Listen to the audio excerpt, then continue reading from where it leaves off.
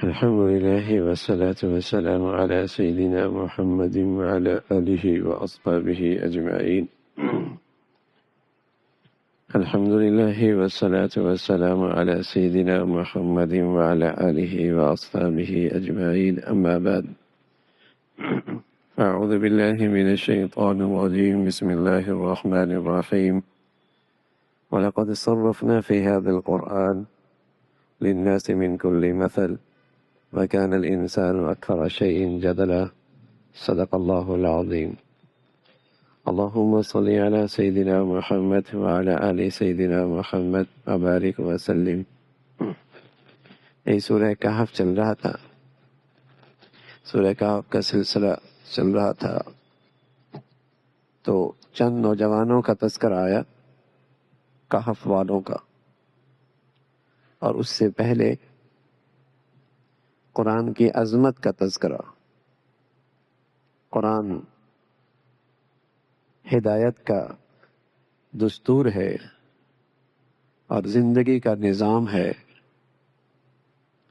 پھر اس کے بعد باغ والوں کا تذکرہ آیا۔ اس سے پہلے بھی قرآن کی طرف توجہ دلائی کہ اس پر عمل اور اس کی تلاوت یہ جائے پناہ ہے، جائے حفاظت ہے، اور اس میں کامیابی اور فلاح کا یہ راستہ ہے۔ اب آگے حضرت خضر کا تذکرہ آ رہا ہے اور حضرت موسیٰ علیہ السلام کا تذکرہ، تو اس سے پہلے پھر قرآن کا تذکرہ آیا کہ اللہ تعالیٰ نے اس قرآن میں ہدایت کے ہر قسم کے مضامین اور ہر قسم کی مثالیں پیش کی ہیں۔ اگر کوئی چاہے تو اس سے رہنمائی اور ہدایت لے سکتا ہے، لیکن مسلمان جو قرآن پر ایمان رکھتے ہیں وہ کبھی اس نظر سے بھی قرآن کو دیکھتے ہیں کہ اس میں میری مشکلات کا حل ہے،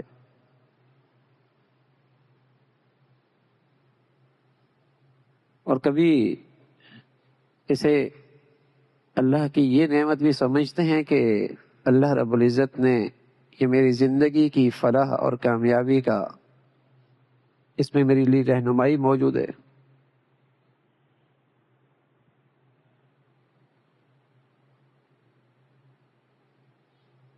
یہ نقطہ نظر اور قرآن سے یہ تعلق مسلمانوں کا نہ ہونے کے برابر ہے،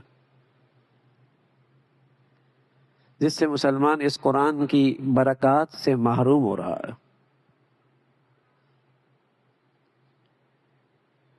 قرآن تو ہدایت کی کتاب ہے نا، اور زندگی کے تمام معاملات میں یہ ہدایت ہے، سیدھے راستے کی رہنمائی کرتی،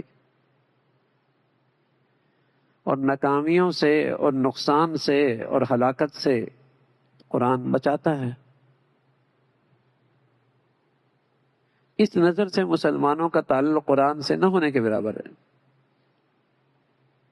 اچھی بات ہے، مسلمان اسے پڑھ لیتے ہیں، سن لیتے ہیں، یہ بھی قرآن کا حق ہے، اس کا پڑھ لینا، اس کی تلاوت کر لینا، لیکن یہ کافی نہیں ہے۔ اس کے بارے میں تو میرا اعتماد اور یقین یہ ہونا چاہیے کہ زندگی کا اگر فلاح کا راستہ ہے تو صرف قرآن والا،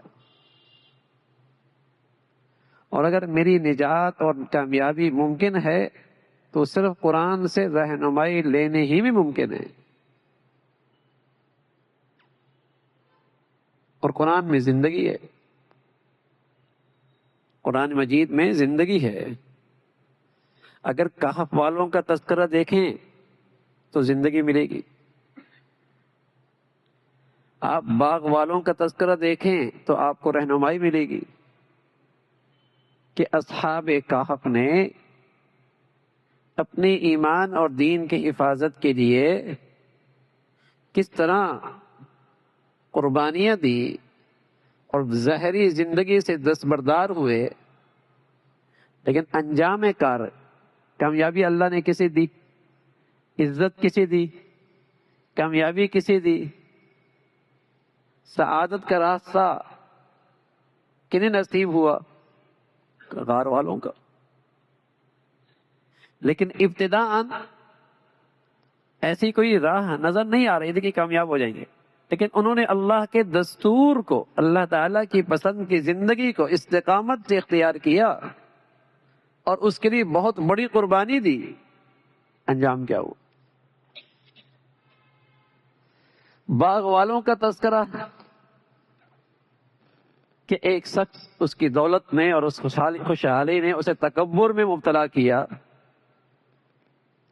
اور دوسرا جس کے پاس زندگی کا وہ اسٹیٹس تو نہیں تھا لیکن وہ خوش نصیب تھا کہ اس نے اللہ کی بندگی کا راستہ، وہ اس سے محروم نہیں تھا، اس نے اللہ کی بندگی کا راستہ مضبوطی سے پکڑا ہوا. دوسرا شخص جس کے پاس دولت، مال، خوشحالی سب کچھ تھی لیکن تکبر، غرور، نتیجہ کیا نکلا؟ متکبر رسوا ہوا، اللہ کی پکڑ آئی، دنیا نے اس کی رسوائی دیکھی، اس کی ساری خوشحالی مٹی ہو گئی، ہاتھ ملنے لگا. سبق ہے. اور وہ شخص جو بظاہر دنیا کے لحاظ سے اس کی زندگی کو اتنے قابل رشک نہیں نظر آ رہی تھی، وہ قابل رشک ہو گیا، اللہ تعالیٰ نے اسے کامیابی دے دی، اس لیے کہ اس نے بندگی کا راستے کا انتخاب کیا، سرکشی اور تکبر کے راستے سے اپنے آپ کو محفوظ رکھا. قرآن میں رہنمائی. تو اسی طرح قرآن مجید کے اندر اللہ ہر طرح کی مثالیں دیتے ہیں لیکن انسان توجہ نہیں دیتا. قرآن میں بھی اللہ کی باتوں میں بھی کجی تلاش کرتا ہے اور اس سے ہدایت نہیں دیتا کہ ہدایت لے، اپنی خطاؤں پہ معافی مانگے. کبھی تو اس کے طرز عمل سے یوں لگتا ہے جیسے یہ ماضی کی اقوام کی طرح اور پہلی قوموں کی طرح کسی عذاب کا انتظار کر رہا ہے. ہدایت کی بات بھی آ گئی، معافی کا موقع بھی ہے، لیکن یہ اسے قبول نہیں کرتا، نہ ہدایت قبول کرتا ہے اور نہ اپنی خطاؤں پہ معافی مانگتا ہے. حالانکہ اللہ تعالیٰ کی سنت یہ ہے کہ جب تک کوئی شخص اپنی خطاؤں پہ معافی مانگتا رہے گا میرا عذاب بھی ادھر نہیں آئے گا.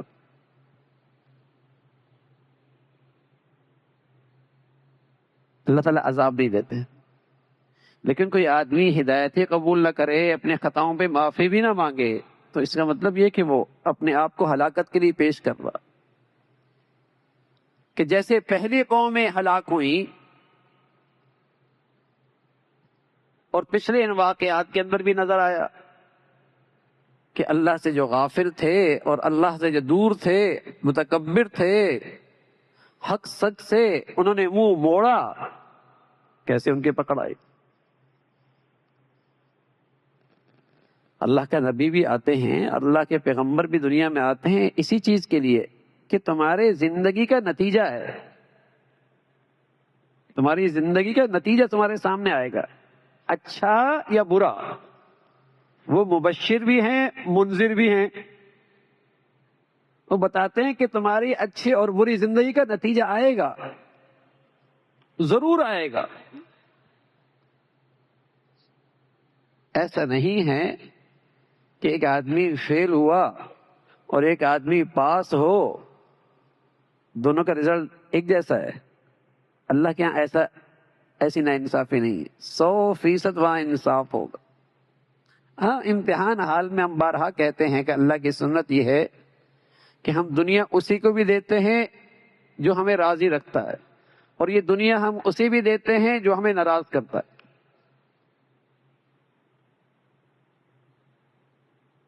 دنیا کے دسترخوان پہ نافرمان بھی کھاتا ہے، فرما بردار بھی کھاتا ہے، اچھا بھی کھاتا ہے، برا بھی کھاتا ہے. یہاں تو اللہ کی سنت یہی ہے امتحان حال میں. لیکن پیغمبر یہ کہتے ہیں جو مبشر بن کے آتے ہیں، منذر بن کے آتے ہیں کہ یہ امتحان حال کے بعد نتیجہ ضرور آئے گا،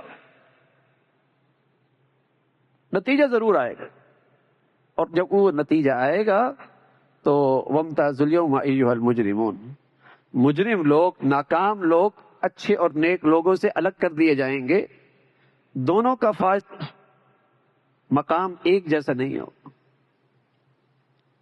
ظالموں کے لیے ٹھکانہ اور ہے اور نیک اور پارسا لوگوں کے لیے زندگی اور ہے، دونوں میں بڑا فرق۔ تو بدن سے نکلنے والی زندگی کا انجام، نتیجہ ضرور ہو کے رہے گا۔ قرآن نے اس سلسلے میں بارہا نصیحتیں کی ہیں، بے شمار مثالیں اس کی پیش کی ہیں کہ کس طرح لوگوں نے جب ان کا اعراض کیا اور ہدایت کی طرف انہیں بلایا گیا اور انہوں نے ہدایت نہیں قبول کی تو اللہ نے ان کے پکڑ کی۔ ہاں یہ ضرور ہے کہ اللہ کی رحمت، اللہ کی شفقت، اللہ کا کرم اس دنیا میں ہے کہ وہ ناکام اور نافرمان کی پکڑ فوراً نہیں کرتا، لیکن یہ مطلب نہیں کہ اللہ ظالم سے غافل ہے۔ فَلَا تَحْسَبَنَّ اللَّهَ غَافِلًا عَمَّا يَعْمَلُ الظَّالِمُونَ، ظالموں سے اللہ غافل نہیں ہے۔ ہاں یہ اللہ تعالیٰ کی رحمت ہے کہ مہلت ضرور دیتا ہے، یؤخرہم، مہلت دیتا ہے، جلدی پکڑ نہیں کرتا، فوراً اس کی گرفت نہیں ہوتی، سنبھل جائے، توبہ کر لے، ہوش میں آ جائے۔ اور خاص طور پہ ایمان والوں کے ساتھ تو ایسا ہوتا ہے۔ ایک مرتبہ ایک شخص آیا حضور علیہ الصلوۃ والسلام کی خدمت میں، اس کی پیشانی پہ خون آ رہا تھا۔ کہا کیا ہوا؟ کہا یا رسول اللہ میری بد نظری ہو گئی تھی اور آگے چل رہا تھا اور دیوار کے ساتھ میرا سر لگا۔ تو حضور علیہ الصلوۃ والسلام نے فرمایا اذا اراد اللہ بعبدہ خیرا عجل لہ العقوبہ، جب اللہ کسی بندے سے بھلائی چاہتا ہے تو اسے فوراً پکڑتا ہے تاکہ جلدی سنبھل جائے اور بڑی مصیبت سے اور بڑے عذاب سے اور بڑی ہلاکت سے بچ جائے، یہاں تھپڑ لگ جاتا۔ چونکہ یہ اپنا ہے نا، جیسے ایک گلی کا بچہ غلطی کر رہا ہوتا ہے اور ایک اپنا بچہ غلطی کر رہا ہوتا ہے تو پہلے تنبیہ کسی کی جاتی، پہلے کسے سمجھایا جاتا ہے؟ چہرے پہ کچرا لگ جائے اور جوتے پہ کچرا لگ جائے تو صاف کس کو کیا جاتا ہے؟ چہرے پہ۔ تو مسلمان چہرے کی طرح ہیں اس دنیا میں، اس کی صفائی جلدی ہوگی، اور کافر اور ظالم وہ چپل کی طرح ہیں، ایک ہی مرتبہ جائے گی کچرے میں، اس پہ تنبیہ جلدی آتی۔ اور یہ بھی اللہ کی شفقت کا ایک انداز ہے کہ کسی بڑی ہلاکت میں نہ گر جائے، لِيُذِيقَهُمْ بَعْضَ الَّذِي عَمِلُوا لَعَلَّهُمْ يَرْجِعُونَ، ہم اسے چھوٹی چھوٹی سزائیں دیتے ہیں تاکہ یہ لوٹ آئے، تھوڑی تھوڑی تنبیہات کرتے رہتے ہیں کہ واپس آ جائے، کہ اس کے دل پہ مہر نہ لگے اور اس سے ایمان کی توفیق سلب نہ ہو، یہ اندھا بہرا نہ ہو، اس لیے چھوٹی چھوٹی اسے تنبیہات ہوتی رہتی۔ تو اللہ تعالیٰ کی یہ رحمت ہے، شفقت ہے کہ کسی کی غلطی پر فوراً ایسی سزا کہ جو ہمیشہ کے لیے ناکام ہو جائے، ایسا نہیں کر، فرصت دیتا ہے، مہلت دیتے ہیں، اسی کا تذکرہ فرمایا۔ باقی دنیا میں کتنے بستیاں، کتنی قومیں، کتنے علاقے ہیں جو اس کا منظر پیش کرتی ہیں کہ جب انہوں نے اللہ کی نافرمانی کی تو ان کا انجام کیا ہو۔ وَتِلْكَ الْقُرَىٰ أَهْلَكْنَاهُمْ لَمَّا ظَلَمُوا، کتنی بستیاں ہیں جنہیں ہم نے ہلاک کیا ہے، ٹھیک، لیکن ان کا ایک وقت مقرر تھا۔ بعض قوموں کو 950 سال تک ملے، صدیاں ملی، پھر اللہ نے ان کے پکڑ۔ ہم بس اوقات اپنے سامنے کسی ظالم کا ظلم دیکھتے ہیں تو خیال گزرتا ہے پکڑ کیوں نہیں کرتا اللہ ان کی۔ اللہ تعالیٰ ان کی پکڑ کیوں نہیں کرتا؟ خیال آتا اتنا بڑا ظالم ہے، کوئی عذاب برسے اس پر۔